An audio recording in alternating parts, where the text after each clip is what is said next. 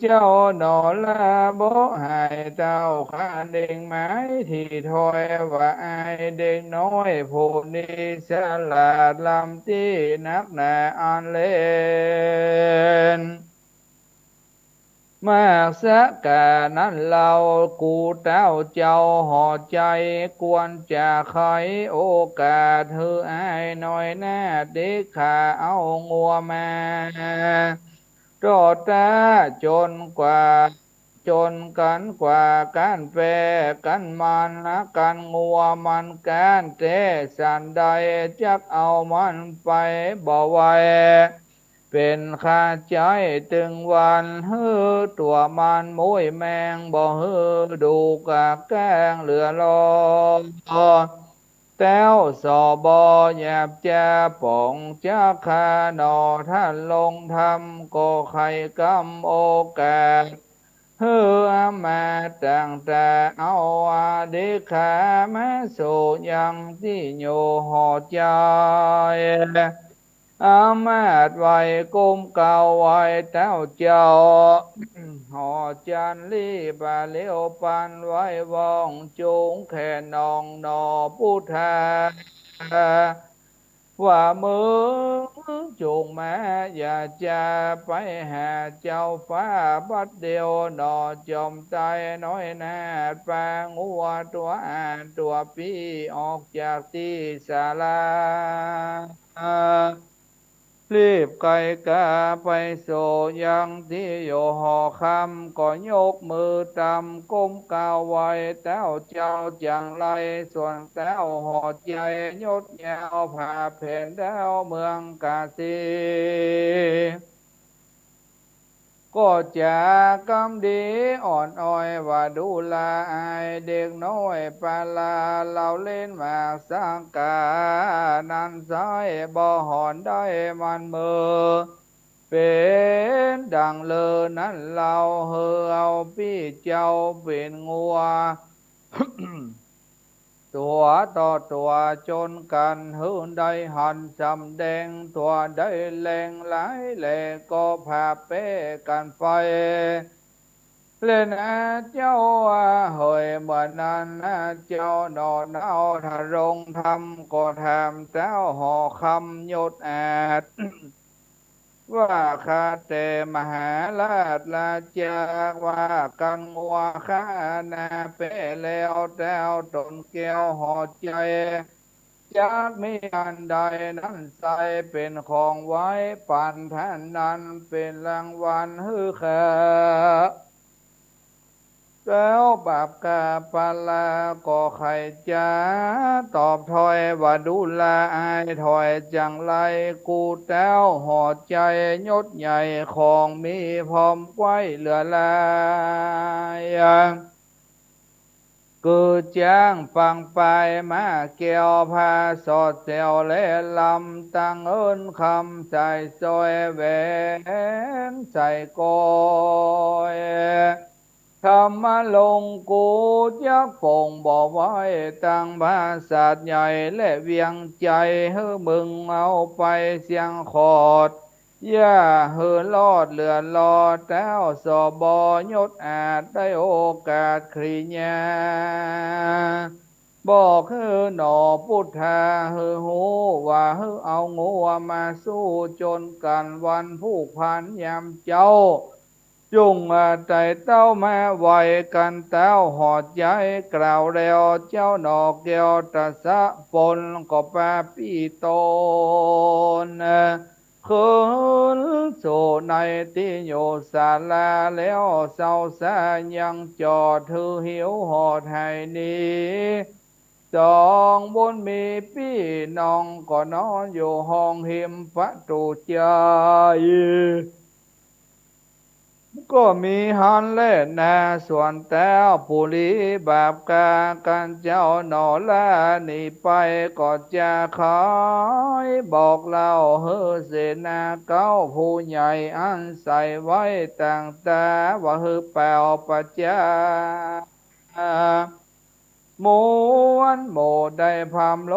ตามมีว่าไผ่มีงัวดีองแอดโอสุภราชยังคานมีข้องานอาจกาอย่าได้จะนำไปสู่เวียงใจพวกเจ้าพญาเจ้าหอจันทร์จักได้ปงปานอาจยาว่าผู้ได้นาคืนนาคาดบอกปฏิบัติแล้วโสดจักมีโตดเถิงตัวยักษ์ตาหัวเสียบไม้เอาตังไว้ที่พระโตฮือคนดูทวนนาอันบาเสนากาก็แปลวร้องไปตัวห้องราชธานีฮือเจ้าผู้ลีน้อยใหญ่ได้หูไว้จุคนก็มีหันเล่นนาโกนาดิวาเสกันโลดวันลุนลุงเจ้าคนหนุ่มเท่ายิงใจ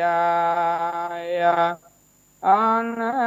อยู่ใหญ่พระขอกทางบ้านนอกในเมืองแต่งนั้นเนืองมาสู่ในที่อยู่เวียงใจจงงัว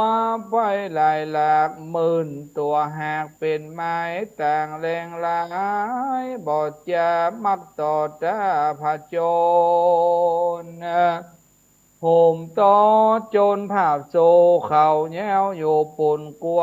จับหลังตัวองค์อาจเป็นงัวอุสุภราช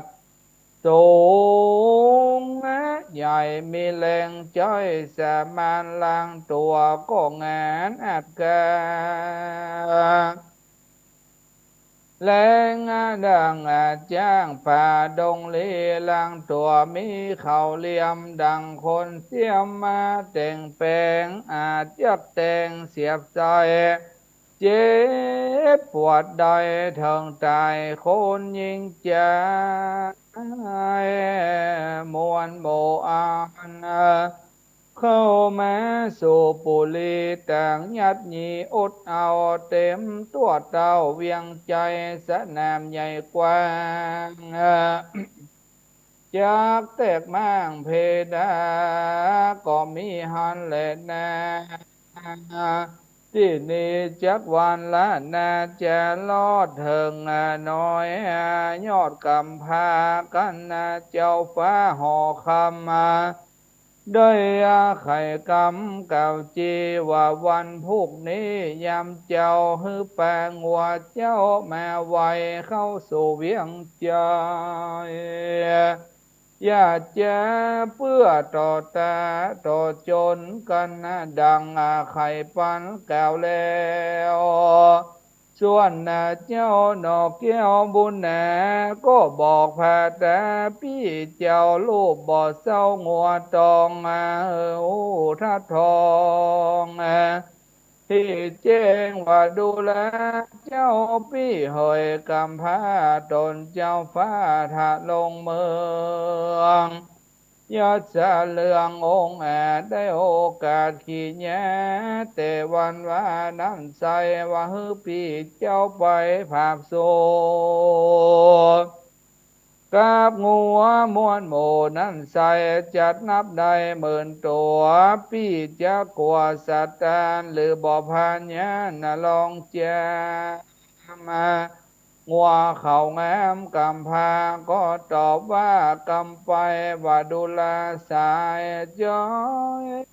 เฮยน้องดาวพี่หากลูกเก่าเป็นไม่ว่าแต้วผีพายหยาบจาป่องเจ้าขาเล่าลาสันได้จาก็แล้วขอน้องแก้วอย่ากลัวโจรต่อตัวนวนั้นใส่แอบภาพได้ดีลีหนอโมนี้หนุ่มนาวฟังพี่เจ้าไข่ปันก็มีใจมันจื่นสู้ก็แปรปียอดซอยไปสู่ในที่อยู่เวียงใจโพดเข้าไปบ่แจ ที่สนามหญ้าใหญ่กว้างคนมากอ้างหลวงลายน้องยังย้ายอย่าถอยได้พอกันเขาอาหารหนอพุทธาดังพาแต่พี่เจ้าบุญบ่อเศร้างัวตองจางจ้าปองกล่าวถอยว่าเจ้าอ่อนน้อยใจลำสั่งว่ามางามหลายแลพอที่เตสันตา ดังเทวดาบนฟ้ามาสู่โลกและจงโปรปุนอินโดนอนเนาพญาเจ้าหอคามลาสังใจดำหยาบจะปองจะแค่เป็นผีกรรมสั่งมีนั้นเราบ่รู้เก้าแปลงลา แต้วป่าปังโยดเจ้าพระสาทาควางบ่สวะวางละปล่อยจำกล่าวถอยไข่ปานเอางัวจนการนั้นใส่ เราจักได้เล็งโดนางพอโจสันเทวางัวตัวนั้นทะทองเขาเป็นตองมาแสงว่าต่อแต่บลังอินตาเจ้าฟ้ากาเป็ดแน่เป็นงัวจริงมีตัวงามอาจหรือว่ายักษ์เฮาอาจใจแหนอยู่ดงดันป่าไม้กาเป็ดใดตนตัวเป็นยังงัวตัวผู้แม่ผาสู้ต่อโจร เขาพระโจรมัวแต้วตนภาพดาวประหลาดเจ้าปัจจายใหญ่นอแม่ต่างกล่าวถ้อยจากกันเสียงเนืองนานอดเอาดังตัวเจ้าสนามหลวงก็มีอันแหละแน่เมื่อนานนะเต้าว่าที่นานตนนะเต้าเจ้าป่าปังหันนอพุทธังน้อยนากับงัวตัวอาจคนใจก็จะกำไปเก่าถอยว่าไอเด็กน้อยปลาลามึงนี้นะบ่จะจักเป็นข้าของกูมึงจงโดสันทีเฮอเจงที่เต็มตากันเต้าปาลาเก่าแล้วเสนาแก้วเตรียมใจก็ปล่อยงัวไปบ่จะสะเพาะนาไปโสยังที่โยงัวตองงัวดังสองนั่นเราแต่งเล่นเขาจนกันแต่งพัดพันภาพโซบ่หอนลูกกว่าตายแต่งมีเข่าคมภายใจกลางงัวกำพร้าตัวอาจก็ควิดขวาดงัวตาวเฮือลมเต้านอนหงายเลือดเป็นสายหยาดย่อยคนใหญ่น้อยเล็งหันก็ตบมือจะนันโหลองลั่นเต็มสนามว่างัวใจลามนอนนาวเป้งัวเต้าเจ้าปุลีบุญเจ้าเมหลายแลจึงพาเป้หันมา เจ้าพระลามวลโมต่างกล่าวอู้จากกันเสียงเนืองนานสะแซวส่วนตันเต้าหอดใจก็มีจอยสะแตนการงัวตัวแกนนันโสดแต้วซ้ำโคดเครื่องขี่ก็คอยไว้ติโอกาส เพื่อเอาอำมาตย์โยธาปล่อยงัวแม่เถมเล่างัวเจ้าเจ้าสองตัวโหกเล่นนะหัวลู่ลอ โจรงัวเจ้าหนอท่านลงยานงัวเจียงคานบอดจาก็โจรงัวเจ้าฟ้าหอดใจเลือดแดงไหลย้อยหยาดงัวเต้าละถึงตายเต้าผีพายจอยถอยก็เก่าต้วยขี้ยาฮึโยธามวนโม อันเฝ้าอยู่ใหญ่ใหญ่ปล่อยงัวไปบอกแจ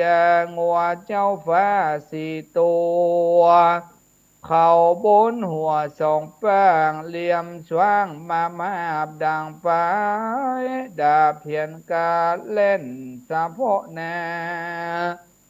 มาหางัวหนอพุทธาน้อยนา ดาก็ควิดกาหัวเจ้าละตั้งสี่ลมใจ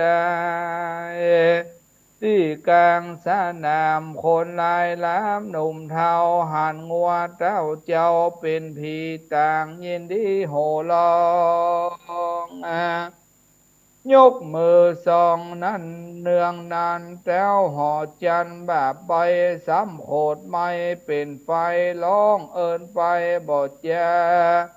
ว่าเฮอสูปล่อยงัวตัวกะปะลางัวแต้วนั้นหนาเป็ดตัวปูนดีกว่าเตซอยตัวลำใหญ่สาการเล่นเลี้ยวปันมาสู่จนงัวตองอยู่บัดเดียวแต่งตัวเลี้ยวเข้าผาโจนขนาบตัวไปงัวนอโมนีนายตัวอาจก็ขะหยาดกิ้งกลัว ควิดงัวเป็ดตัวต้านเต้าหือลมเต้านอลงนอนตายเมื่อมอนทั้งเป็ดแล้วเต้นเวทไปมาเต้าปลาบาปเศร้ากันงัวเต้าเจ้าตายนี่ซ้ำเครื่องขี้ไม่แม่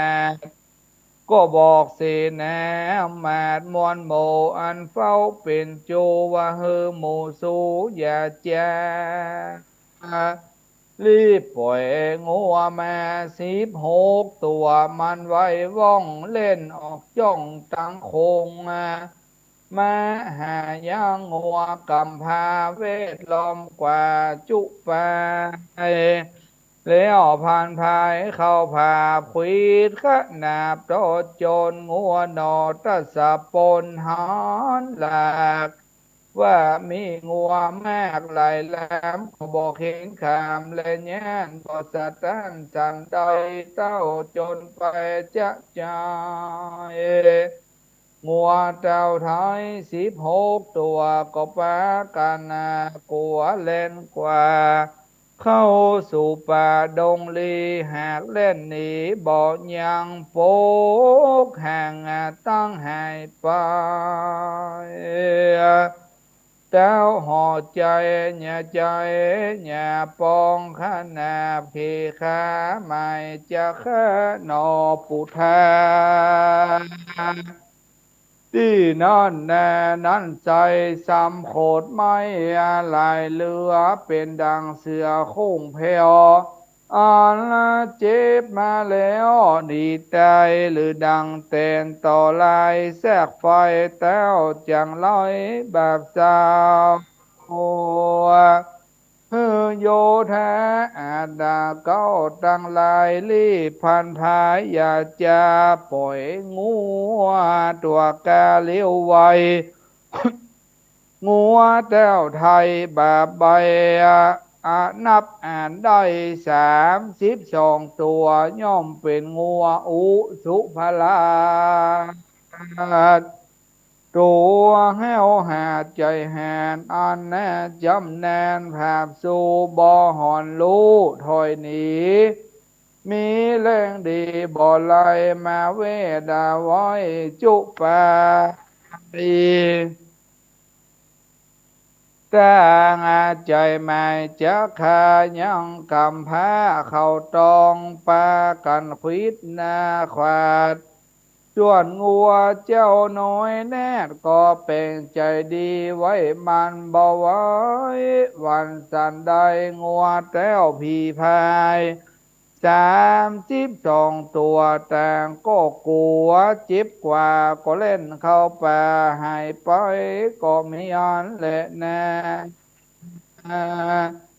ที่นั่นนะแต้วพะแยก็บอกเฮอสิแนะมาปล่อยงัวออกมาสู่เรียวไว้โยธานายน้อยใหญ่รีบปล่อยงัวไว้64 ตัว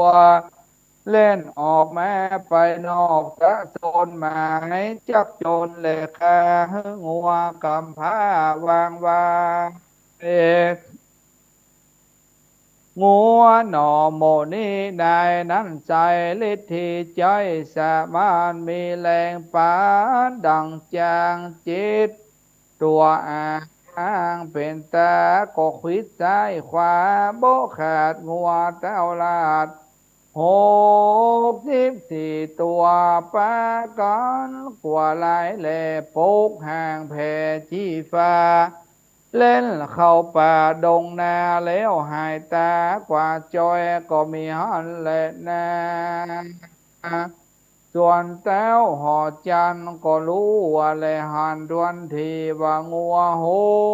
64 ตัวอันต่อโจรไปการโดยสตานแลนดีแต้วปุริหยาบจะอันปองจะฆ่าเจ้ายอดซอยก็วางปล่อยสันใดซ้ำมีใจโคตรไม่เป็นดังได้ไฟโลน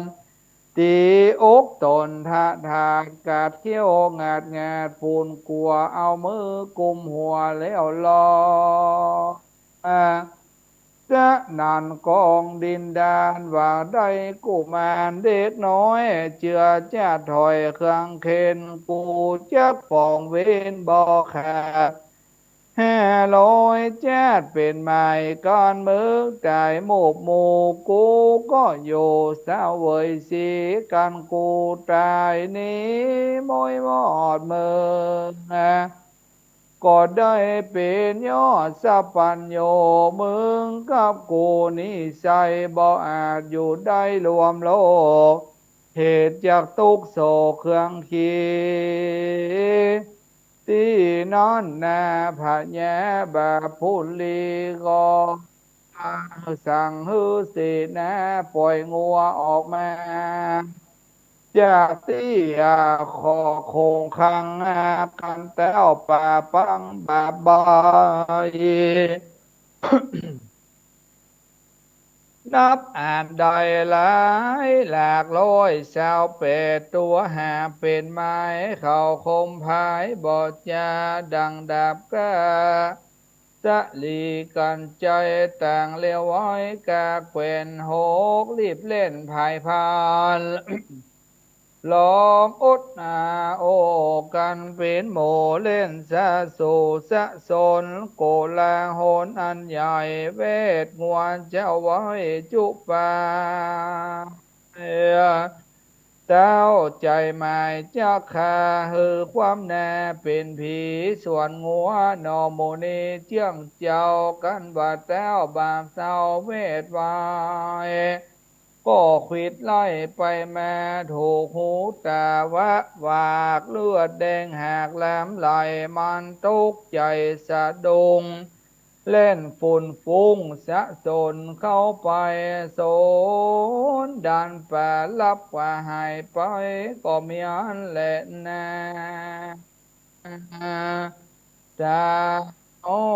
เฮาหานกะลีกันงัวหนีไปกลางก็โคดเทียงด้านปุ่นกลัวเนี่ยใครหัวแล้วก็ร้องไห้อยู่จะจ้อยไปแม่ก็บอกเสนาหนุ่มนาวอันอยู่เฝ้าใหญ่ย่อยว่าจุงเลี้ยวไว้อย่าจะปล่อยงูตัวแก โอสุภาลาดาปันตัวอาจเป็นไม้งัวทั้งหลายนั่นเราตัวใหญ่เต้าเสมอกันเล่นนาพัดผ่านเปียงนา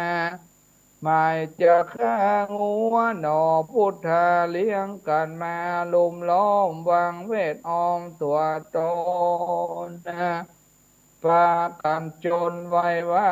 ส่วนงัวตัวอาจเขาต้องดูตาทองใจจ้าเขาเอา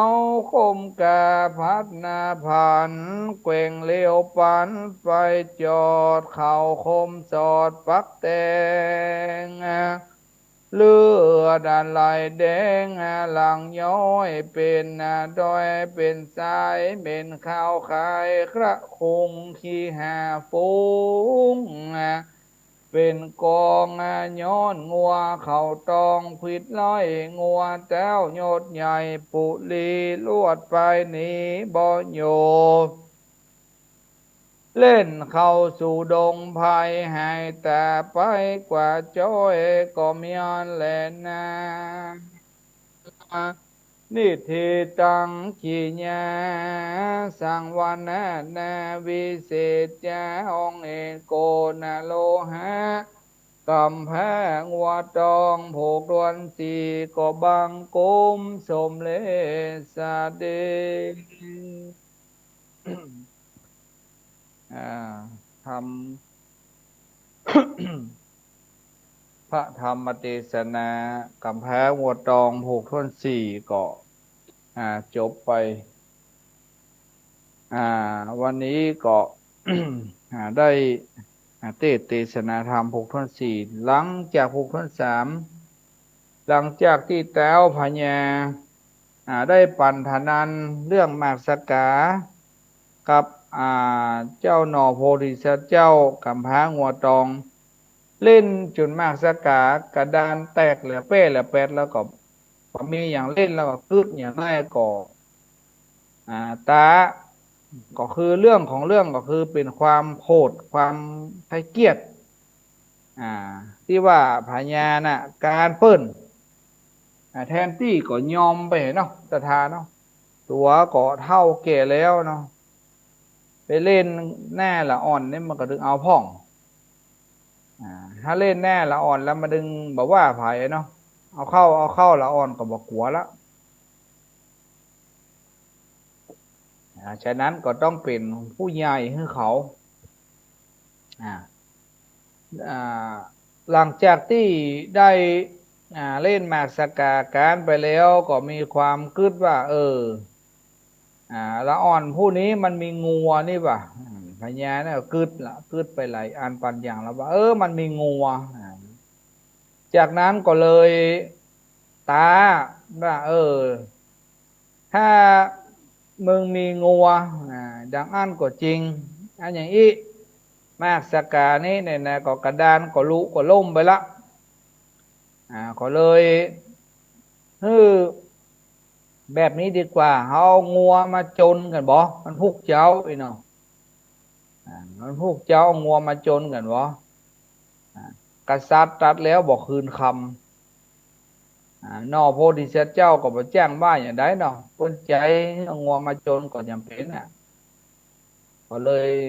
ยกเลิกการเล่นปั่นธนานไปเนี่ยบอกปากันปิกไปพวกก็บ้านพวกมึงบ่ต้องปิกบ้านเด้อเนอะมึงนอนอยู่ศาลาเนี่ย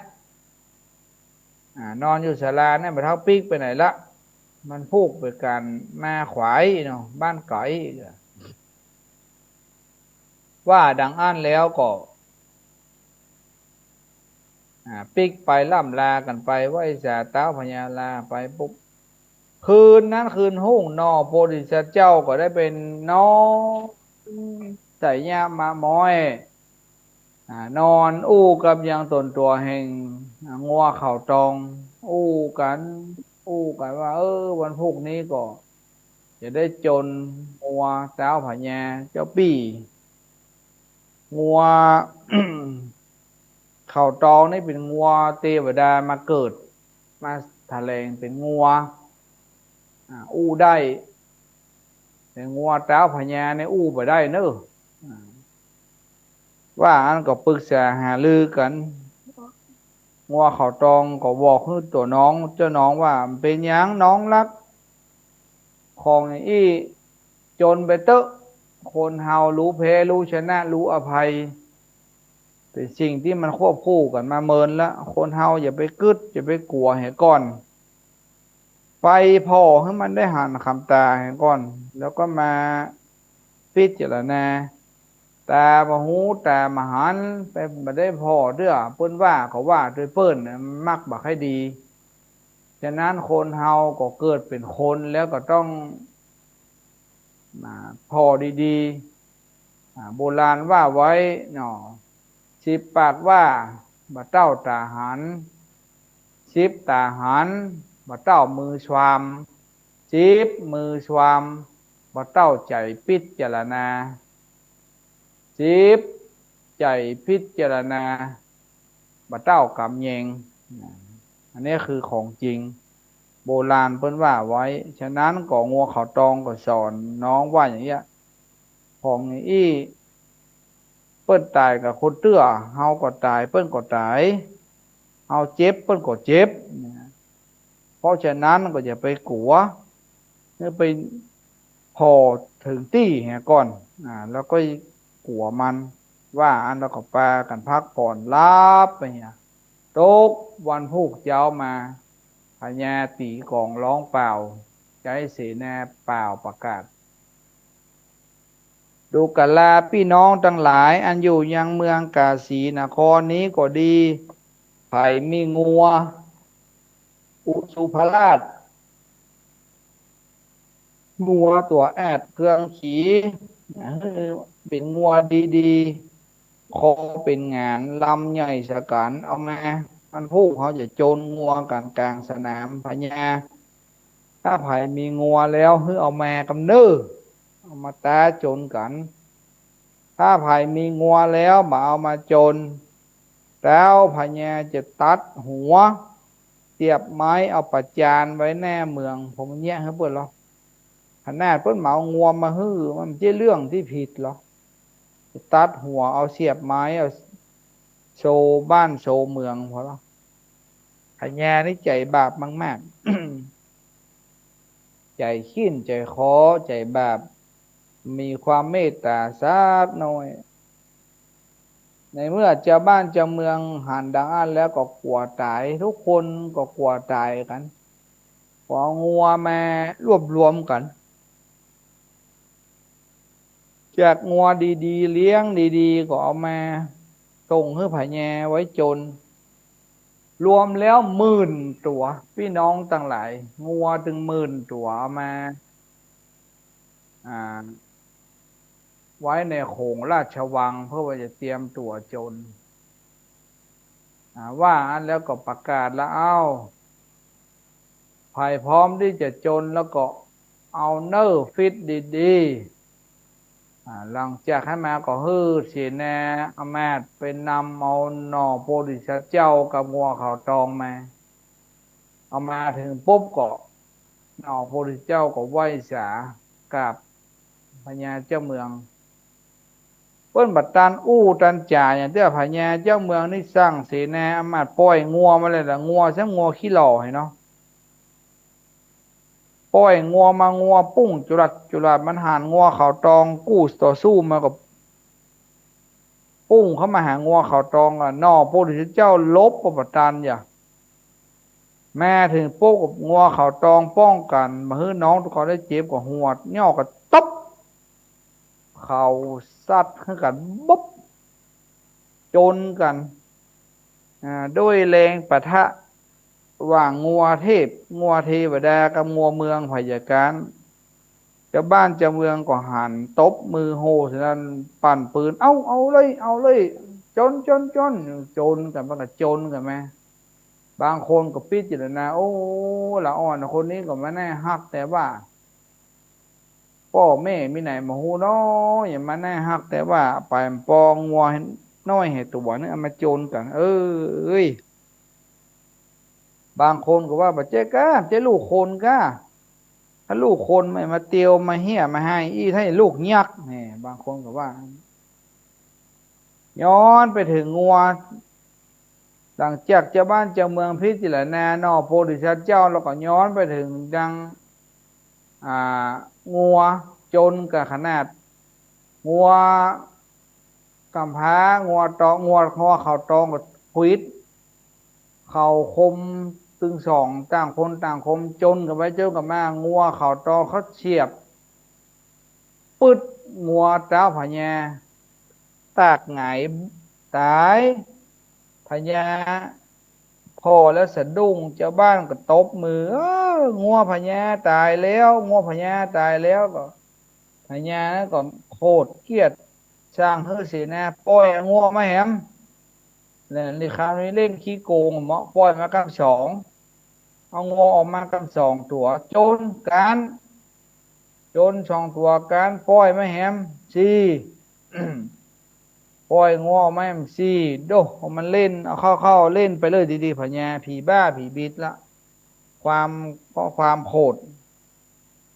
ดังหลวงพ่อพยอมว่าโคตรความโกรธคือโง่โมโหคือบ้าเนาะบ้าละบอกฟังแล้วหรอบอกฟังละปล่อยงัวออกมาสี่งัวสี่ตัวซะท่าเหยโจนงัวตัวเดียวเป็นอย่างไรก็มาแจ้งหูเนาะ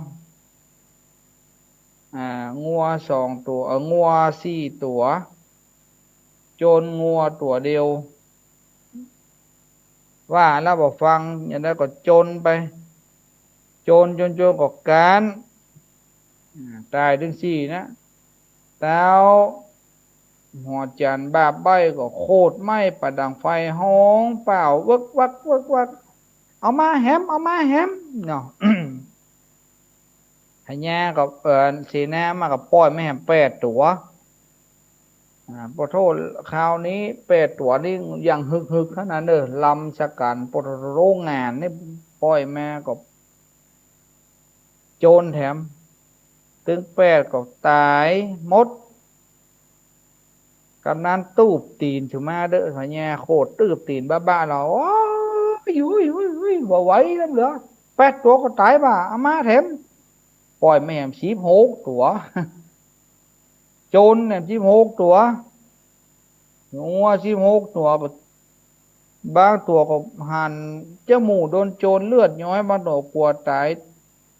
ล่นเข้าเพะเข้าป่าบนหัวกลัวตายก็ตายก็โล่นออกสนามก็ไปถือว่าการเนาะเล่นหรือว่าโล่นวิ่งออกถือว่าการเนาะว่าแล้วก็ปทโรโคบเขี้ยวงางาแต่พะแนวตายแล้ว16ตัวกอกกันอย่างนั้นเด้อขัดใจปล่อยไม่แหมเลยปล่อยไม่แหม32 ตัวดอกเอาเข้าไปเรื่อยดีๆแล้วปล่อยไม่แหม32 ตัว32 ตัวบางตนก็หนีประตันก็ใช่วาดบางตัวก็หนีตันเจ็บแข้งเจ็บขาก็หนีบางตัวก็เลือดย้อยชะชี้กับกระโดดกับเข้าป่าไปพญาหันนั่นมาไหวแล้วก็แน่มิ่งแน่แมวขึ้นมามันดึงกว่าเนอเมะสิ้นเลือดแตกไปเลยความดันขึ้นบนงัดเนาะว่าแล้วก็บุบโตะบุบตั้งปล่อยไม่แฮมมาไปจ้าโอ้ยปล่อยแม่ม64 ตัวสถาเอ้ยดู64 ตัวโจรงัวตัวเดียวโอ้มาเป็นลงมาเป็นลายแล้วก็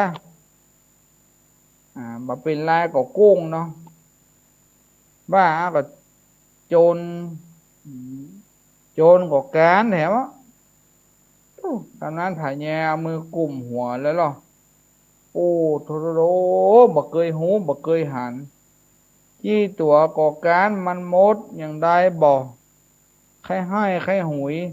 ใครหัวแกมให้ละเอาปล่อยไม่แหมจะไปจ้าปล่อยไม่แหม128 ตัวโด128 ตัวจน งัวตัวเดียว128ตัวนี้เขานี่ชวางเลี่ยมโตป่านดังดาบสลีกันใจเพื่อนนะแนวห้องอดโออดโอคูดที่ดินแย่ๆปุ่นมุงอีโจนกันแล้วว่าน้ำปุ้งมัน100 ปลายงัวเฮาก็เป๋หมดนะโจนโล่นบางคนก็สะดุ้งอย่างอันนี้โจรหัวตายบางตัวก็ตายบางตัวก็เจ็บอย่างที่ว่าบางตัวก็กลัวเกินโล่นเข้าป่าหายไปโอ้พญาก็โบบ้าตัวนี้นี่มันเป็นเจ้ากรรมในายเวรอย่างกับข้าล้ำเหลือญาตินี้นี่ข้าจะข้ามเขไปจนตายอ่ะมึงได้อยู่ดีมีสุขแล้วขอจองเวรจองกรรมไว้500 จาดโอ้500 จาดคือความโกรธความเกลียด500 จาดเป็นหมายดูเพราะมันคลอดกรรมคลอดเวรครับล่ะนอกโพธิสัตว์เจ้าไว้500 จาดงัว128 ตัวจนการพระธรรมตีสนาผูกท่อนสี่ก็ปริปุนังจบไปที่ว่างัว128 ตัวตายไปวันอังคารหน้าก็ถ้าบัติดภารกิจก็น้อมเจริญปอนเนอร์ถ้าไปต่างจังหวัดก็แล้วไปก็ฟังให้ใหม่เนอร์ในวันอังคารหน้าวันนี้ก็พระธรรมตีสนาผูกท่อนสี่งัว128 ตัวก็ตายทั้งหมดอันนี้ก็เป็นสิ่งที่เตือนให้พี่น้องศรัทธาเฮาท่านทั้งหลายว่าความโกรธความเกลียดความผูกเวรกับคนใดคนหนึ่งมาเป็นผลอาตมาก็เคยมีความโกรธความเกลียดและก็เคยผูกกรรมกระทำเวรกับบุคคลใดบุคคลหนึ่งไว้ปอกไปชื่อๆบักขึ้นเนอะสถาบักขึ้นมันบักขึ้นในที่นี้คือมันดูสิมันมีความมันมีที่เปิ่งเลย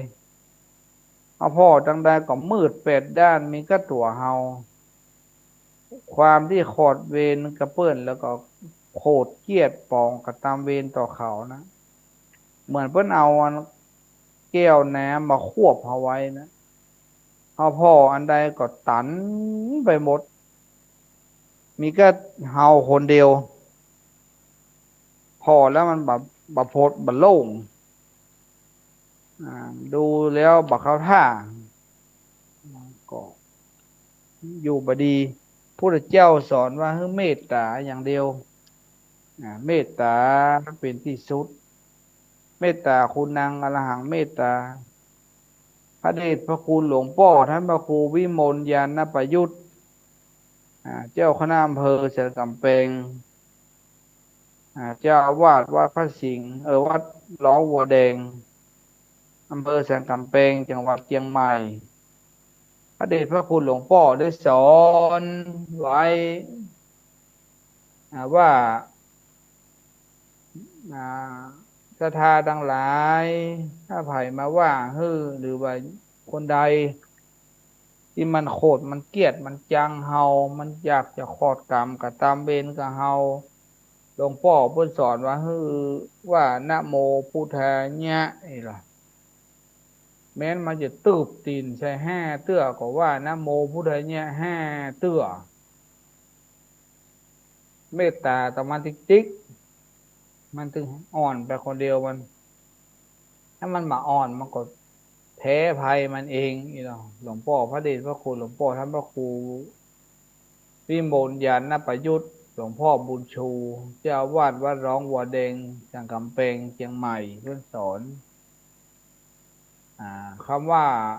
นะโมพุทธายะเนี่ยก็แนะก็ป้อเนาะโมก็แม่เนาะพุทธก็พุทธเจ้าท าก็ธรรมเจ้าเนี่ยก็คือสังฆเจ้าฉะนั้นก็พ่อแม่พระพุทธเจ้าพระธรรมเจ้าพระสังฆเจ้ามีในหันหมดตื่นมาเมื่อเจ้าขอฮือได้ไหว้พระสวดมนต์บัดได้กำไหว้สวดมนต์ก็นะโมพุทธายะก็กราบนะโมพุทธายะก็กราบนะโมพุทธายะก็กราบไหว้พระพ่องถ้าไหว้พระเจ้าอรหังสัมมาก็ได้แล้วถ้าบัดได้อรหังสัมมาก็ไหว้นะโมพุทธายะนะแล้วก็นั่งสมาธิเห็นสักน้อยมาเจ้าตื่นมาก่อนจะไปนึ่งข้าวเป่าไฟนั่งสมาธิภาวนาหายใจเข้าก็คือโหอยู่ที่หน้าท้องมาท้องมันหายใจเข้าท้องมันปองก็กำหนดหูว่าปองเนาะเมื่อหายใจออกท้องมันแฟบหรือมันยุบเอาสติไปกำหนดอยู่ที่ต่อหน้าท้องว่ายุบเนาะรู้ทันเหตุการณ์เอาอารมณ์ปัจจุบันว่าเย็นร้อนอ่อนแข็งฮะง่วงหาวหาวนอนลุกแคะแก่เกาหาวเลยสิ่งใดสิ่งหนึ่งที่มันมากระทบขอให้กำหนดนะ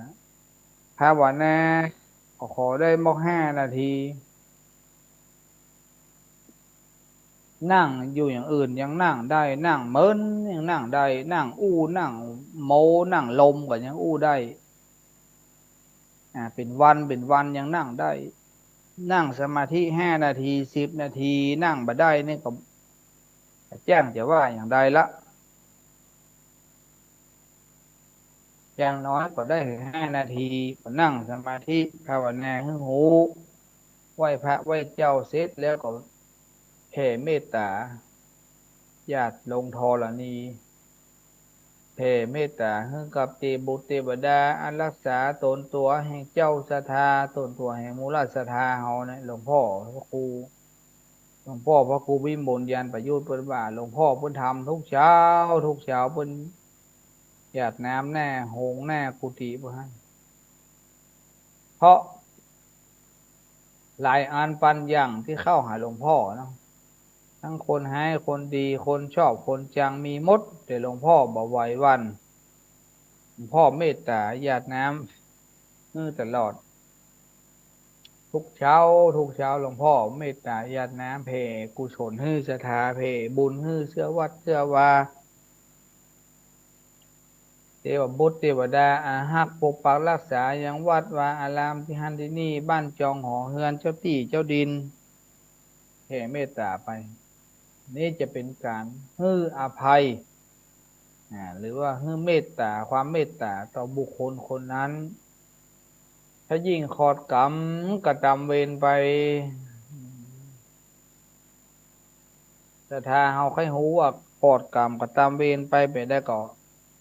เมื่อเอาทรายใส่กระสอบแล้วก็แบกไว้บนบ่าฮะเป็นอย่างใดก็ปิดแล้วเอาเถอะถ้าเขาเมตตาแล้วเปลี่ยนแล้วก็นึกศรัทธาเอางิ้วใส่กระสอบฮะแล้วเอาปาดบ่าเพราะมันจะเบาหรอระหว่างทรายกับงิ้วอะไรจะเบาอ่าประมาณนั้นนะเพราะฉะนั้นก็ทางที่ดีก็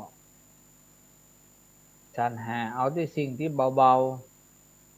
ๆมันบาดเจ็บมันจะหายเรียกว่ามันจะคลายไปเหียมันจะคลายจากที่หนักก็มาเป็นเบาคลายจากที่หนักมาเป็นเบาก็คือความโกรธความเกลียดอย่างผัญญาเนี่ย ในตายสุดท้ายผูกสุดท้ายน่าจะเป็นอย่างไรก็ฟังเอาคนเดียวเนอะฟังไปแน่นะสำหรับในวัดเฮาสีจุมนี่ก็วันนี้เป็นผูกสุดท้ายละเจ้าภาพก็มีแต่ละกันมาเทศนาธรรมมาทุกศีลเทศมาก็มีเจ้าภาพมาเฮาก็บ่อยากจะยั้งเพราะเจ้าภาพกันเทศแต่ละกันเพิ่นมี ปีหน้าเข้ากำแหมไม่ทำเรื่องอย่างก็เพิ่งจะทำหมู่เฮาต้านตั้งหลายได้จองเป็นเจ้าภาพการเทศได้จองเป็นเจ้าภาพการเทศ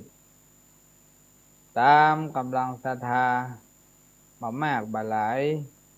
หอมเปก้ากันเทศและก็ตั้งสถานีนี้ก็ถ้าใครจะร่วมเป็นเจ้าภาพกันเทศก็ได้ในโอกาสคราวครั้งหน้าแต่ในช่วงระยะเวลานี้บอกเอาเตื้อเทศนาธรรมมุสธาไปก่อนว่าถ้ารายการดำเนินละการไปด้วยดีเขาก็อ่าช่วยกันบำรุงการเทศเพื่อว่า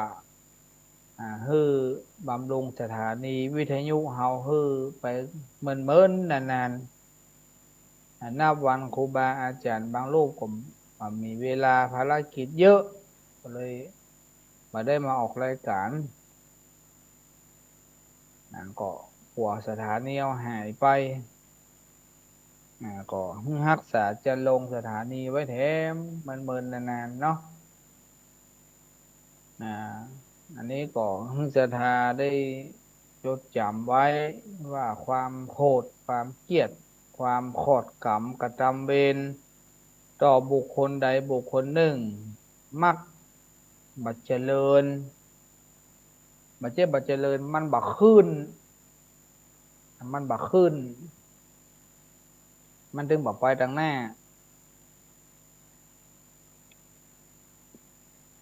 คิดแต่ละคิดที่เงินทองจะเข้ามามันถึงมามันถึงบาชนะมันถึงการบนหมดอะความโกรธความเกลียดนะอย่างในนิทานบักเก่าคนเฒ่าเพิ่นเล่าให้ฟังพ่อกับลูกเนาะโคตรคือกันโคตรคือกันคือมาเนื้อศรัทธาทำไมกรรมบดีโคตรคือกันโคตรใบโคตรเงาอ่าพ่อก็บาถามลูกโคตรขึ้นละอ่อนจองเวรละอ่อนไว้ใครเกลียดหันหน้าก็สะวุดหันหน้าก็สะวุดใส่โอ้ยมาโคตรมาเกลียดแล้วเหลือบางทีบางครั้งละเอกละอ่อนมันก็ทำไปพิษไปก็ธรรมดาของเด็กของละอ่อนอ่าก็ไปถือเขาละอ่อนมันก็คือละอ่อนเด็กในวันนี้คือผู้ใหญ่ในวันข้างหน้าอันนี้ก็ลูกโคเป้าโคตรให้ลูกโคตรใบโคตรเงามันเนี้ยไปทำอย่างเงี้ยโคตรก็หันหน้าก็สะวุดสะวือใส่อยู่มาวันหนึ่งขอโทษเนอะกินข้าวด้วยกันเนาะกินข้าวด้วยกัน แล้วก็สมัยแต่ก่อนนี่มันเป็นขันโตกหลวงขันโตกกัวเข้าหลวงขันโตกใหญ่ที่มันมีขามีนี่ตัวเนาะก็จะแปลงตีนแปลงขาใส่ขันโตกวงหลวงนะอืมอย่างว่าตังพื้นมันโล่งหรอมันกวางพ่อมันจะมานั่งกินข้าวนั่งของเยาะหรอนั่งของเยาะสู่แม่เตอะวัสดุใดวัสดุหนึ่งเมนออกมาเนาะหันเต็มตา แล้วลูกเต้ามันก็ลูกมันก็หันแล้วก็ยิ่งหันยิ่งยวนแต่ปัทโธมันถึงเต็มตาเจาะเมื่อ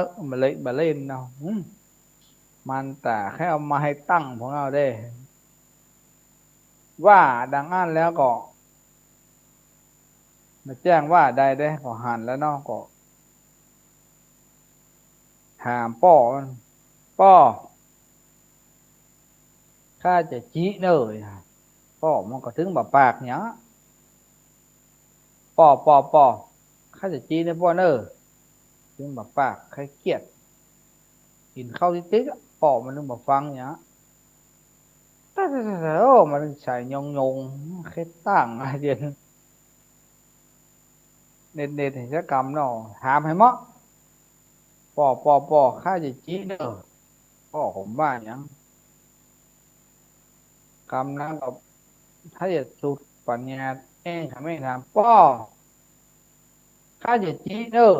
ป้อมันให้โอนไปได้เนาะป้อมันทีแรกป้อมันนึกว่าลูกมันถามจี้เก๋งเนาะมันจะมีอย่างอะถามจี้เก๋งก็คิดจะจี้ยังบัดจี้มันก็มีที่นี่รู้หายกับว่าจะเอาไปที่ไหนมันก็ตึงตำอยู่นี่รู้จี้แค่จี้ยังบัดจี้อย่าจี้ขี้กังมันยังบัดจี้ให้ไปว่าอย่างฮึคิงเนาะลูกมันก็ ได้ไม้เสียบพี่กับโลนไฟต่อโลนร่อนพื้นเอาละบอถึงตี้แล้วบอเนนแล้วบอกชวบตั้งป้อมมันเสร็จดุ้งอันลาตีนปึ๊ดขันโตกคอมเบอร์ไอ้ายกินมั่มเสร็จละอ่อนอยู่แฮนแหนมบอกละอ่อนยังให้เงาบ้าละอ่อนยังมาให้อีของมันจะของที่เล่นเนี่ยน่ะหม้อคิงนี่กบ3 บาทเด้อ โหดอยู่นะถามกบลูกมันถามตีกับลูกมาหมอกคิงนี่กบ3 บาทเนี่ยความโกรธความเกลียดของศรัทธาของป่อกับลูกอภัยไปเตอร์ละอ่อนมันมาหูว่าเป็นหยัง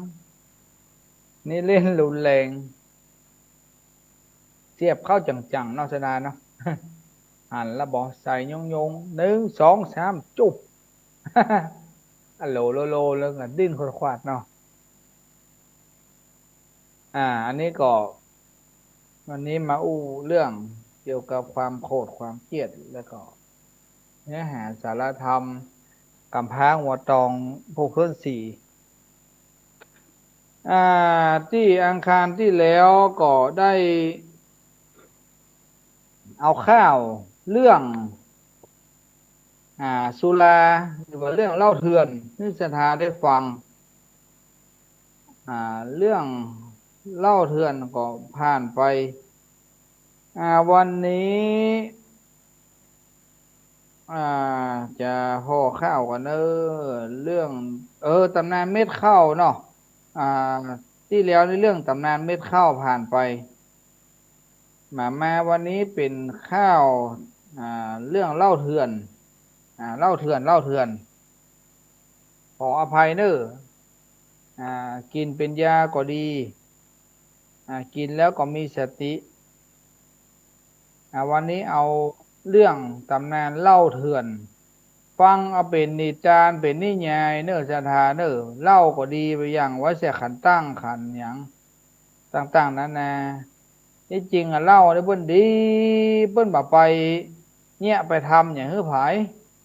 ส่วนมากแล้วคนบุญถ้ามันได้ใส่ไปแล้วมันแบบฟังมันเนี่ยไปเนี่ยเปิ้นได้เสี่ยงเงินเสี่ยงทองก็เพราะเล่าอ่า จากพิษเป็นถูกก็เพราะเล่าจากถูกเป็นพิษก็เพราะเล่าฉะนั้นก็ฟังเอาเป็นนิทานเนอะอาจจะไปกึดไปไกฟังตำแหน่งของเปิ้นว่ามันเกาเงามันมาอย่างใดคำว่าเล่านะมันเล่ามันคือไอ้หยังมันมาอย่างใดเปิ้นเป่งอย่างใดก็ฟังเอาเป็นนิทานขอน้อมเจริญเจริญปอนศรัทธาหมู่เฮาได้อ่าฟังยังข้าวเรื่องเล่าอ่าเล่าเฮือนฟังเนอสุแลน้ำจ้อยน้ำย้อยหมอขาลอยตกใจแหงกายเป็นน้ำลาพอพอเจอแม่ฟังคนแก่คนเฒ่าจะเล่าตำแหน่งก่อนหน้านะก้าวแรกหนดีค่อยแม้ตั้งแก่ทุกใจตีอันใดแม่ ตามแนนเรื่องเล่า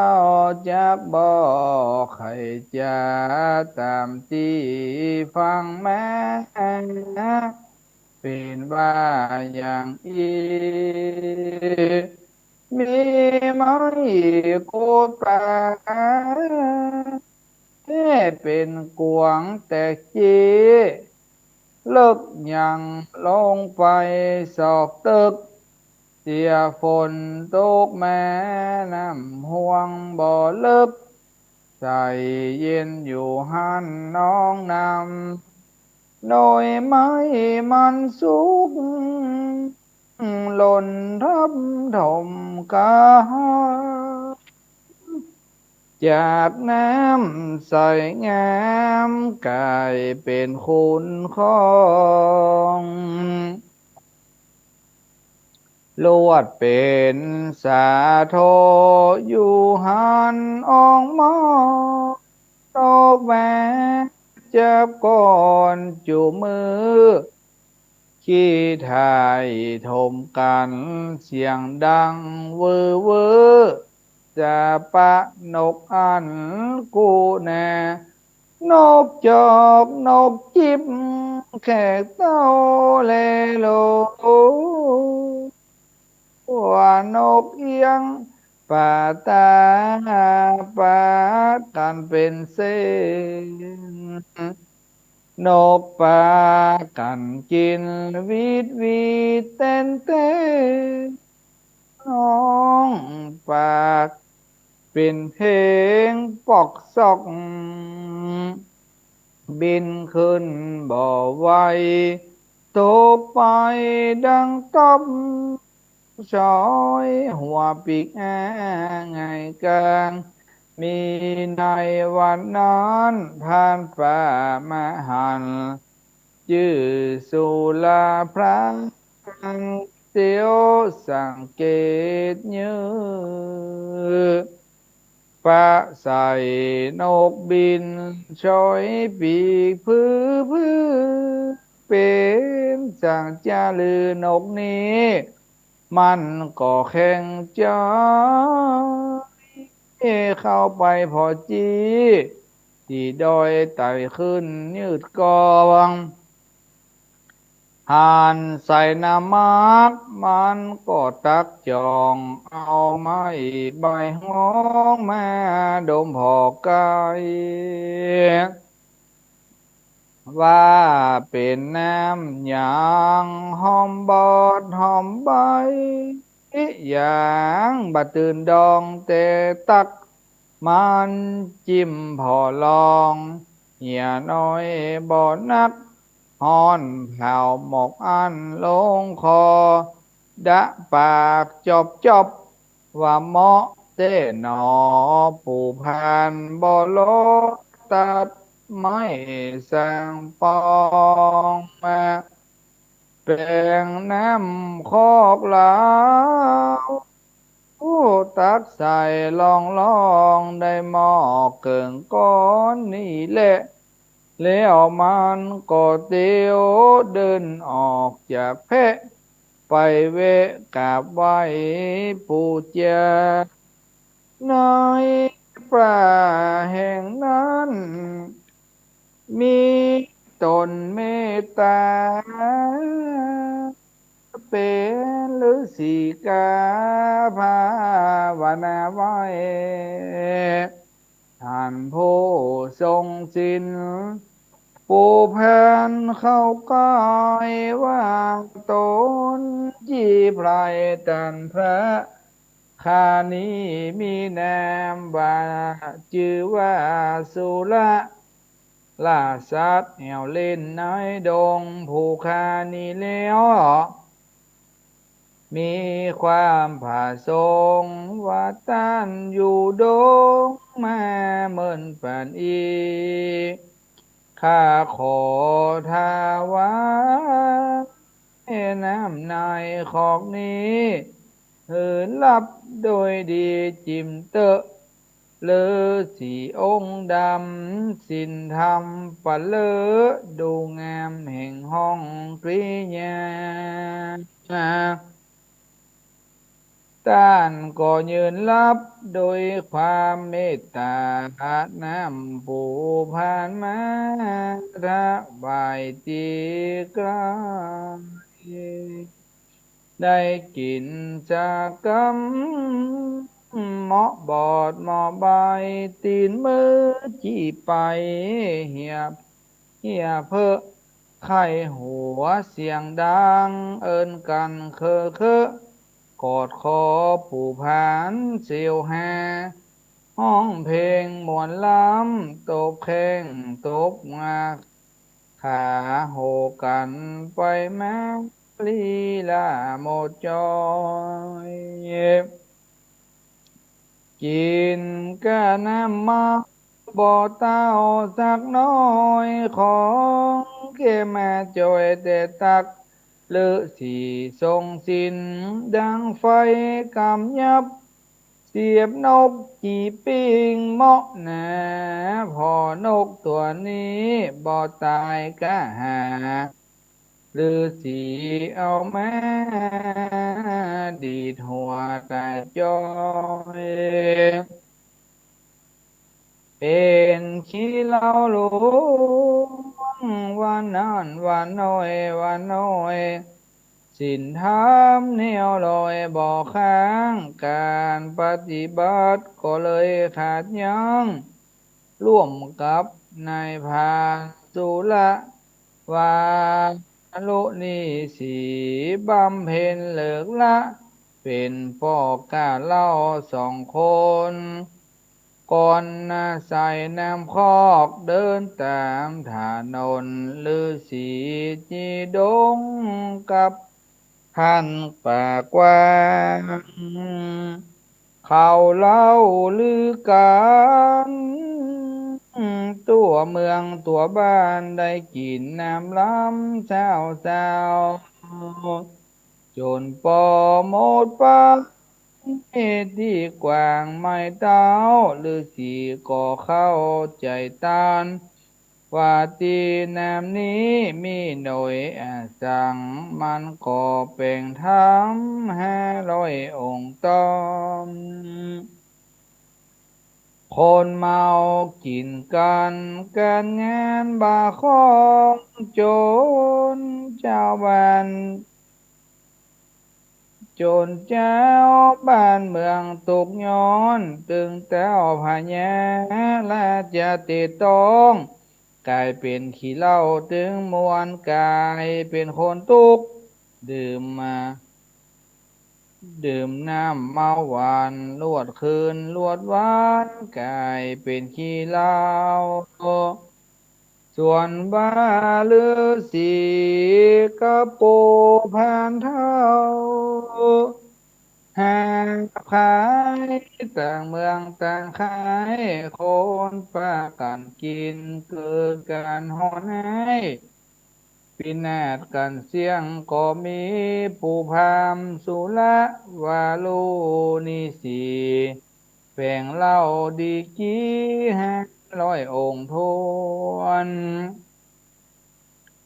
เลี้ยงแมวตัวแก่แถม500 ตัวอ้วนคือเฝ้าองค์เล่าอย่าละเสียแมวก้มกินเลียเหล่าหัวซะแมวเมานอนเหี่ยหันเปล่าได้หนูปากันแทะเล็มแมวนอนหงายหูห่างแมวไหล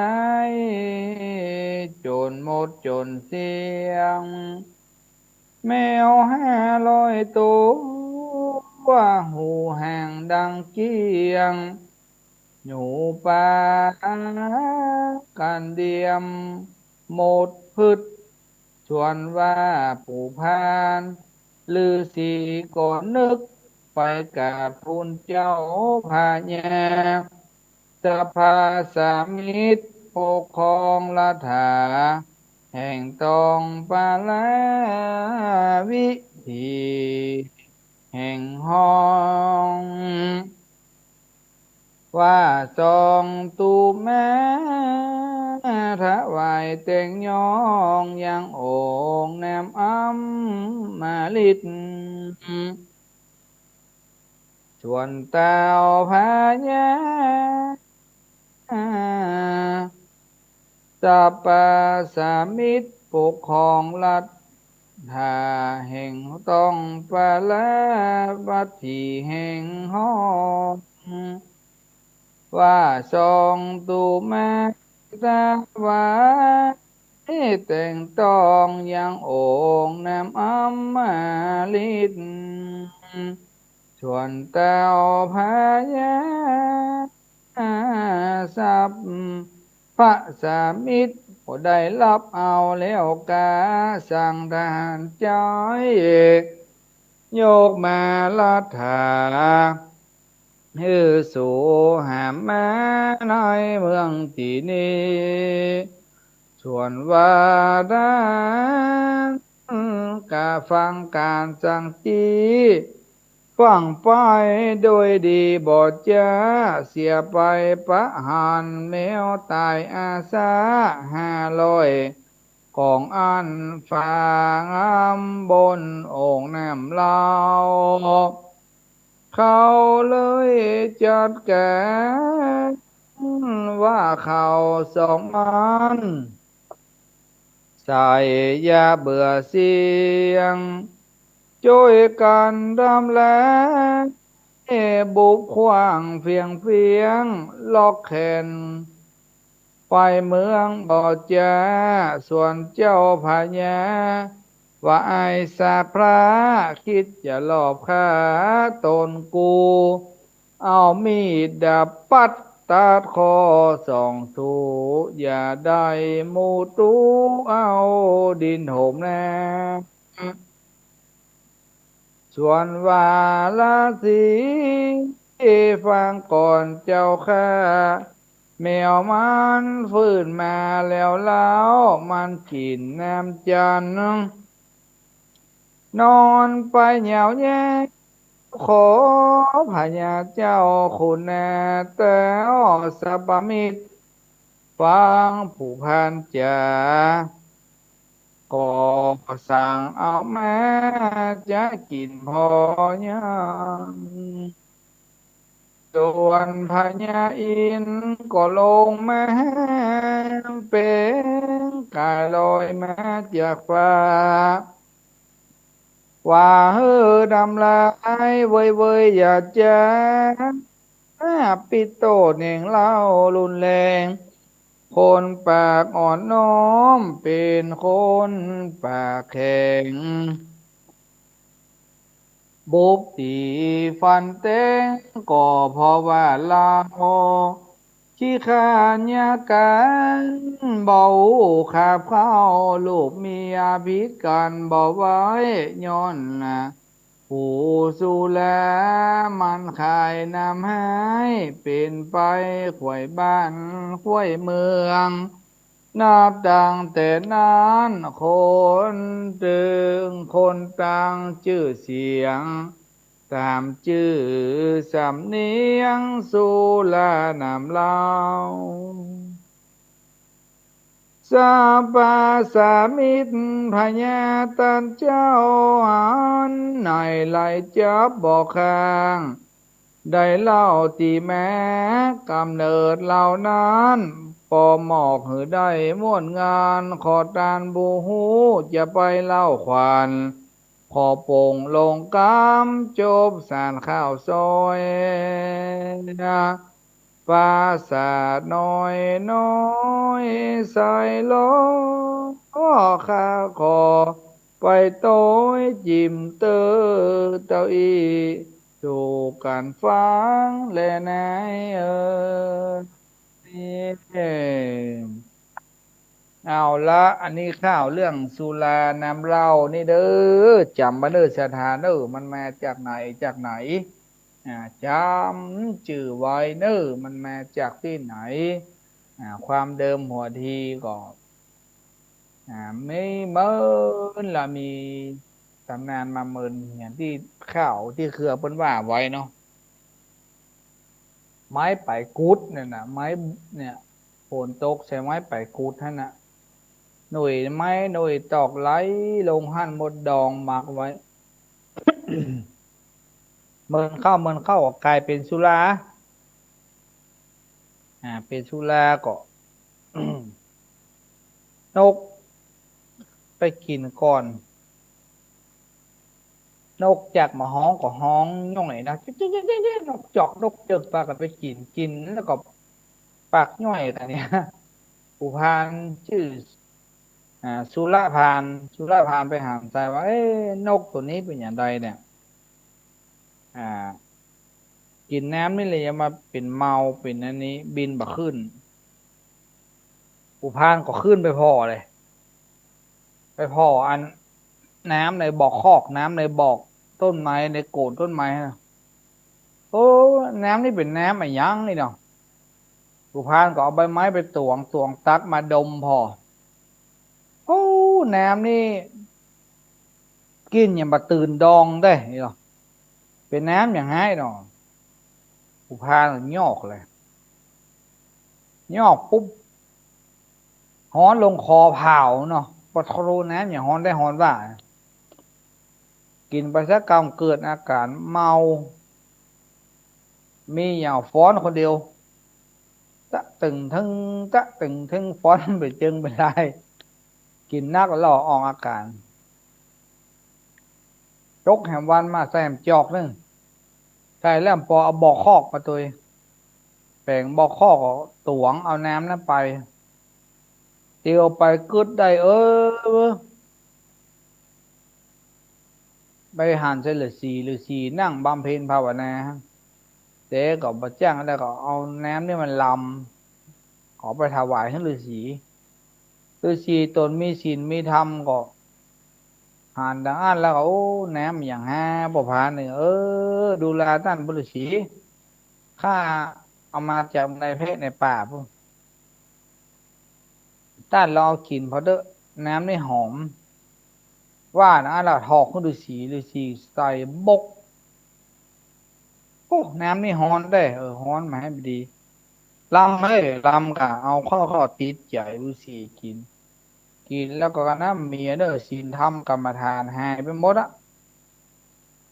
มันดึงขึ้นเลยเราโอ้ยโอ้ยโอ้ยเลยเราฤาษีเมาบุพากับเมามีอย่างซอท่องกันร้อนท่องกันไปท่องกันมากินไปแล้วมีกับแก้มอ่ามีกับแก้มยับนกมาก็ไม้เขาเสียบเอาจีนกบัดไดฤาษีจะเป็นศีลเป็นธรรมก็ละเลยการปฏิบัติฆ่านกด้วยตัวเองอยากเหาะได้กลายเป็นเหาะได้แล้วก็มาเข้าท่ากินเหล้าเมาเอาเข้ากินตึงวันติดเหล้าฤาษีติดเหล้าแล้วหรอติดเหล้าแล้วก็มาเป็นลงเป็นไรก็โอ้มาเข้าท่าตากันเอาเหล้าว่ามันมีไหนจี้ไปก็เอาเหล้าใส่บอกไม้ปลาไอ้สไป2 คนปูพานปลากับไปขายปลากับไปขายอันเหล้าให้ชาวบ้านขายให้ชาวบ้านดังไปทั่วคนได้กินก็ม่วนก็งานอยู่มาวันหนึ่งน้ำในบอกให้มันแห้งมันหมดเงี้ยได้ฤาษีก็ไปส่องพออ๋อเบื่อมันแปลงอย่างนี้กายเอาโอ่งมาเลยเอาโอ่งมา500 โอ่งก็มามักมาดองมักดองแล้วเรียบร้อยปุ๊บก็หันท่าดีจับเราจิ้มพอกับอ่าจะไปได้แมวเซาะแมวมา500 ตัวเอามาเฝ้าพอมาเฝ้านี่เด้ออย่าเพิ่งไผมาลักมันในแมวอ่าแล้วก็เอาเหล้าที่เหลือไปขายให้ต่างบ้านต่างเมืองเนาะไปขายเหล้าเซ็ตชับเรียบร้อยแล้วปุ๊บก็ปิ๊กมาก็หานแมวนอนเกลื่อนนอนไก่แมวที่เมาแมวไปลักเลียหรอว่าดังนั้นแล้วก็กึดเอาโอ่งไปถวายให้เต้าพญาพญาก็มาหันใส่ว่าโอ้หมูนี้บดีอย่ามาเบื่อฆ่าตายด้วยนี่เด้อแมวตายไปเกลื่อนไปกองเนี่ยเอามีดแมวดาบมาอย่าตัดคอฤาษีแล้วเราตัดคออันถึงผูพานะจะตัดคอแล้วก็เลย อ่าอย่างอันแล้วก็ปู่ฤาษีว่าอย่าไปตัดอย่าไปตัดแมวตื่นแล้วแมวตื่นแล้วพะยายอันที่นอนเนี่ยคือมันเมาแหนมนี่ฮะแหนมนี่เมาอย่างไรเนาะบ้าแล้วก็ถอกขึ้นพะยายอกพะยากินปุ๊บปวดตัวแก้มแดงใบหูแดงแล้วก็อู้กันม่วนกันงันพญาเจ้าเมืองพญาอินตาหันดังอ้านระบัดจับว่าถ้าพญามาติดล่อมคนนี่บ้านเมืองจะอยู่บ่เป็นสุขแล้วเนอะนี่เนาะ ก็เลยตั้งแห้มให้จำหน่ายเนี่ยความเป็นไปเป็นมาก็เลยว่าห้ามจำหน่ายเหล้าแก่เด็กเยาวชนต่ำกว่า18 ปีก็เพราะเอกอะถ้าว่ากินไปแล้วมันก็จะฮ้องเพลงกันละประเดี๋ยวนี้กินไปได้กินแล้วขี้ค้านกานกันกินแล้วว่าปอก็คู่พ่อคู่แม่อ่าเป็นบะเข้าท่ากันน้ำนี่เพราะว่าน้ำเปลี่ยนนิสัย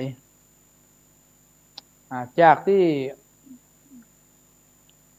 คนอู้น้ำน่อมก็กลายเป็นคนอู้เสียงแข็งไปเหียอู้น้ำน่อมกลายเป็นคนอู้เสียงแข็งไปเหียฉะนั้นก็อันว่าเหล้ายาป่าปิ้งนี่ก็ผสมค่าสมควรกินแล้วก็ต้องมีสติเพื่อกินข้าวกินน้ำตัวคนต่อก่อนเมื่อกินเป็นยาเจ็บหลังเจ็บเอวบัดเดี๋ยวนี้มันบ่กินเป็นยามันเป็นยาเป็นกลิ่นไปเหียมันเลยล้ำไปเหียฉะนั้นก็พิจารณาเอาเด้อการกินการนี้ก็ก็ก้อยระมัดระวังตัวเอง นะครับเนาะต่อไปก็จะได้ถือโอกาสนี้ได้เปิดสายโทรศัพท์กับพี่น้องศรัทธาที่อยู่ต่างบ้านต่างเมืองได้ตักตายปราศัยเอื้นจ่ากันมาเหลือเวลาแถมมันนักละเหลือเวลาแถมสี่30 นาทีก็จะได้เปิดโอกาสให้ศรัทธาพี่น้องเจ้าข้าทั้งหลายได้เอื้นจ๋าเข้ามารับฟังดังสถานีทางใดห้องใดหูใดบ้านใดเมืองใดก็ทักทายกันมาได้เนอะก็จะทาได้อู้ได้เจอกันเข้ามาเนอะตอนนี้วางสายแล้วเนอะ053 593 096053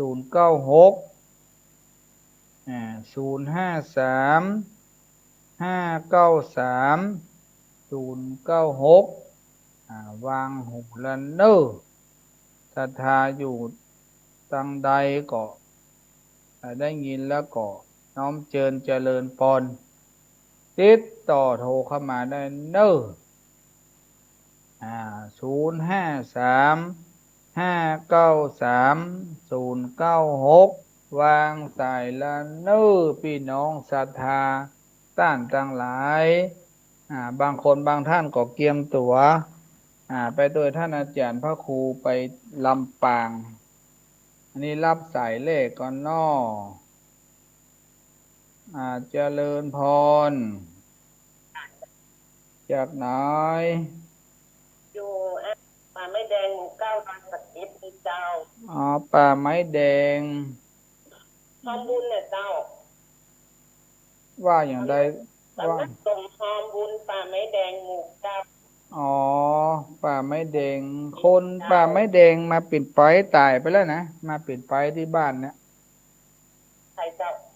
แม่ยายบางเพิ่นกำลังเสียไปนี่บัดใดครับกำลังเสียไปนี่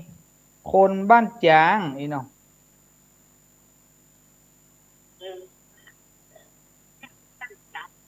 โอ้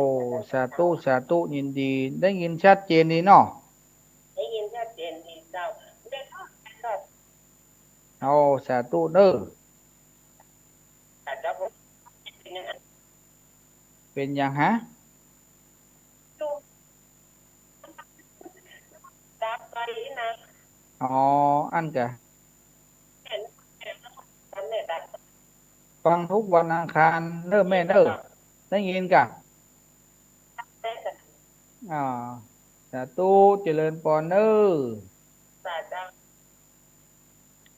นี่จากป่าไม้แดงอ่าป่าไม้แดงโทรเข้ามาสายที่สองเจริญปอนจากไหน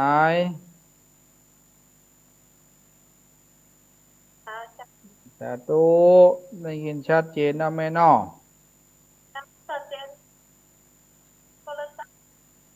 เดี๋ยวนี้แหละเอาเองอ๋อทางเดินนาจะเอาหนึ่งละอ๋อบ่ได้ยินกะเจ้าพอนั่นจะพูดเราพอทาง YouTube เลยเจ้าสถานีเป็นเนาะสักแข่งมาแล้วเลิกใส่กันแหลกโอ้สาธุเนอร์เอากับยินภาษาดีเจริญปอนนี้จากสถานีวิทยุก็โทรเข้ามาก็สายที่สามเจริญปอนจากไหนเวียงฝั่งหัวลินกะครับผมได้ยินชัดเจนดีเนาะอืมว่าจังได้มีปัญหาเชิญเลย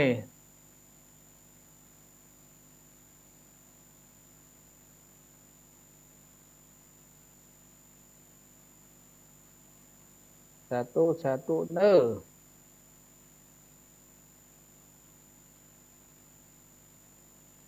ฟังขึ้นอย่างแม่อ๋อพระธาตุอุดมสาธุสาธุเนอเจริญปนอ่ามากันนักมากันหลายเอาสายที่ห้าเจริญพร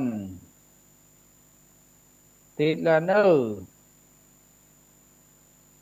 ดีวิทยุตัวเนอเวลาอู้โทรศัพท์จะมาหูเรื่องเนออ่าอาโลได้ยินอันสันทรายเจียงใหม่เนาะเจ้าชัดผมเจไม่นแตกจะมาโดนได้ฟังตั้งแต่ต้นเรื่องก็ได้ลูกจับอ๋อเป็ได้นหยังฟังข้าวโอ้ยินดียินดีไปแล้วตะก้อนก็ออกไปเมื่อวันติดเมื่อวันแต่เพราะว่าโรคโควิดระบาดก็เลยยั้งไปแห่งกรรมเดี๋ยวนี้ปรับเปลี่ยนเป็นตอนเช้าเช้าไปหน่อยเจ้าก็บอกผมเสียงมันตึกตะก้อนอยู่อยู่เนี่ยอยู่สีจุมนี่กะอยู่สีจุมป่าซางนี่กะสาธุแต่เราก็เสียงเคยกินนั้นมันเสียงแต่แต่สาแอธุบมาได้เดือนแล้วจะสาธุสาเขาธุดีมากจะ สาธุเจริญปนสันทรายเจียงใหม่สายที่ห้าอ่าจากสันทรายเจียงใหม่โทรเข้ามาเด้อถ้าไผ่ได้ยินแล้วดังใดช่วงนี้ก็จะเจ้าไปหน่อย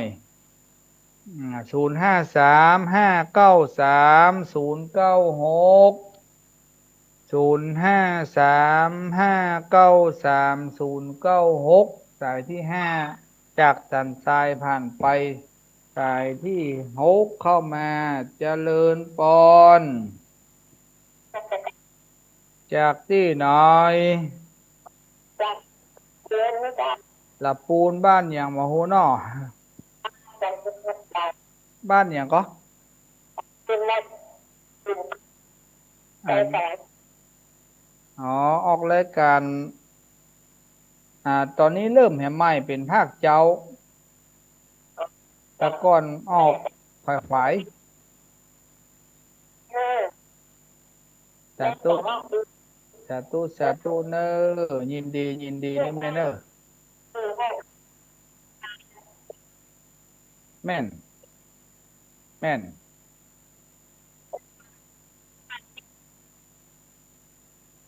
ให้แม่แต่แต่โดน วัดเนี่ยก็แม่ที่เป็นการเป็นไหนแต่ก็ก็อ๋อแปลว่าหยังนี่เนาะแนะก็คือป้อนะกะแนะก็คือป้อโมก็คือแม่นะกะพุทธพุทธก็คือพุทธเจ้าธรรมก็คือธรรมเจ้าแยะก็คือสังฆเจ้านะกะคือพระเจ้าห้าพระองค์นะกะคืออืมนั่งเป็นอืมประเภทที่มีกับสาธุเนอเจริญพรจากหลับปูนจิตใจสนใจเรื่องนะโมพุทธาเนี่ยเอาเตอะอันนี้เป็นคาถามาเมินเนอศรัทธารักษาไว้เตอะดึงดีตายต่อไปเจริญพรเดินจากที่ไหนจังใดได้รีวิทยุหน่อยเนอก็อ้าวจากที่จากที่ไหนฮะ อยู่แต่ไฟรีวิทยุหน่อยรีวิทยุหน่อยจากที่ไหนมันเนาะเป็นหนังเล็กจะ โอ้บ้านตาจางเวียหนองล่องจำได้นอจำเงินจนด้วยความขี้โคตรขี้เกียจนั่นนะที่จริงก็ต้องโป่งปานกันไปเนาะจะถ้าขอดกรรมกับตามเวรแบบกับบดีดีได้แม่นดีนะน้ำก้นหม้อขามมันก็ดีดีไว้ใส่ขันตั้งเนาะอื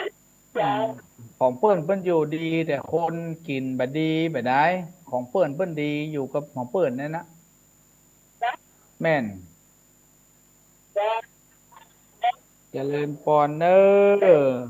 จะเป็น โอ้สาธุสาธุสาธุโมตนาเนอนี่จากบ้านตัดยางเวียงหนองล่องคนเฒ่าแหนมก้นหม้อขางสายต่อไปเจริญพรติดแล้วเนอจะไปอยู่ใกล้วิทยุเนอด้านตั้งหลายอีเม่อีป่อตั้งหลายนึออกไก่วิทยุน้อยมันจะบาหูเป็นกรรมเนอฮัลโหลจากก้าตุ่มกันเนี่ยจากบ้านไหนมันจะว่าจะตักตาตุ่มละจะตักว่าบ้านตาตุ่มละกรรมอะ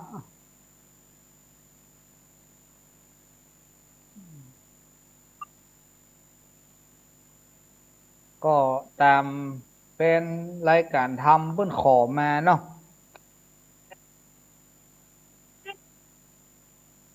แม่นนะก็จำได้กะเอาข้าวจำได้กะเอาข้าวบุตรเหยไปลูกเอ่อเอาท่องมาเนอะก็อย่างว่านะกะการงานมันหลายอย่างหลายภาคการ